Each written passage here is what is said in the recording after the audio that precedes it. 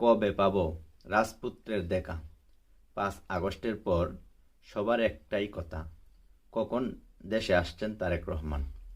তারেক রহমানের অনেকগুলো মামলা ছিল, মামলাগুলো শেষ হয়ে যাওয়ার পর সবারই একটা আশা ছিল যে তারেক রহমান হয়তো দেশে ফিরবে অচিরেই।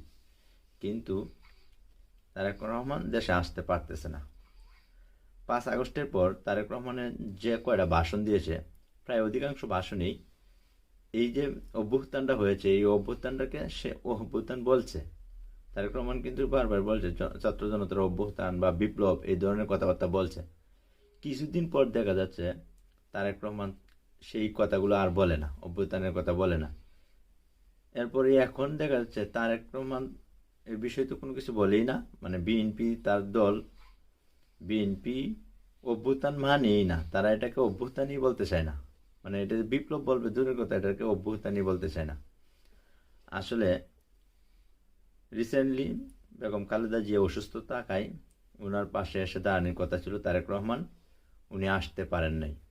উনি কেন আসতে পারছেন না? উনি বলতেছে যে আমি সবার মতোই আমার ইচ্ছা করে আমি আমার মায়ের পাশে দাঁড়াই, কিন্তু এটা আমার একক সিদ্ধান্তে আমি আসতে পারতেছি না।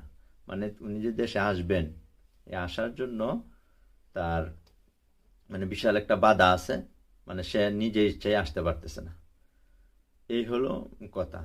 এখন তারেক রহমান বিভিন্ন অ্যানালাইসিস থেকে শোনা যাচ্ছে তারেক রহমান মানে রয়ের মাধ্যমে পরিচালিত হচ্ছে, এই জন্য আসতে পারতেছে না। আবার কেউ কেউ বলতেছে সে যে রয়ের সাথে রয়ের মাধ্যমে পরিচালিত হচ্ছে, এটা তো আমাদের দেশের যে দেশপ্রেমিক সেনাবাহিনী আছে সেটা পছন্দ করবে না, এই জন্য আসতে পারতেছে না। ঠিক আছে, এরপরে আমাদের রাষ্ট্রের যে ডক্টর ইউনূস সাহেবের নিয়ে কিছু কথাবার্তা আসছে, মানে উনি আসতে দিচ্ছে না। এই জন্য আজকে গতকালকে প্রেস সচিব বলছে তারেক রহমান আসতে কোনো বাধা নেই। আজকে আবার বলছে তত উপদেষ্টা, সরি, পররাষ্ট্র উপদেষ্টা বলছে তারেক রহমান আসতে চাইলে একদিনের মধ্যেই তাকে ট্রাভেলস দিবে, কোনো সমস্যা নেই, আসতে পারে।